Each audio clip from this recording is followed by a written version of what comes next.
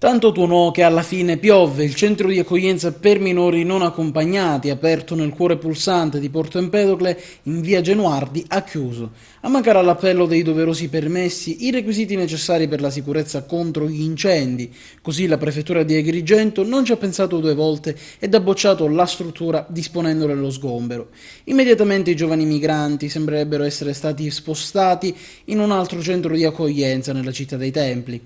La struttura, aperta il 14 agosto, ha suscitato un vero e proprio caso mediatico di ampio raggio che ha visto coinvolte una miriade di persone, fra le quali il primo cittadino del comune marinaro, Ida Carmina, che si è vista nel centro dell'occhio del ciclone e che ha ricevuto solidarietà anche dagli onorevoli Di Battista, Di Maio e Cancelleri, che avevano promesso di intervenire personalmente per fare chiarezza sulla vicenda. Punto a favore per i commercianti empedoclini, che precedentemente avevano annunciato una manifestazione prevista per giorno 9.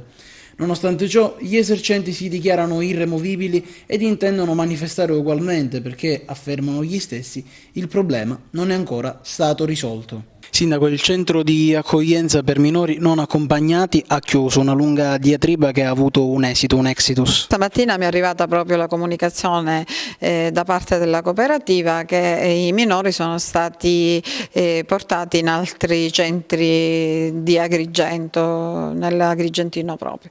Che dire, penso che effettivamente ci voglia un particolare attenzione quando si parli di accoglienza, perché veramente questi minori siano alloggiati in strutture adeguate, che abbiano tutti i crismi e le caratteristiche, non inseriti così senza che previamente si abbia avuto una chiara contezza della situazione e si sia verificato che tutte le normative, soprattutto per la sicurezza degli stessi minori, siano rispettate. Teme nei suoi confronti eventuali ripercussioni?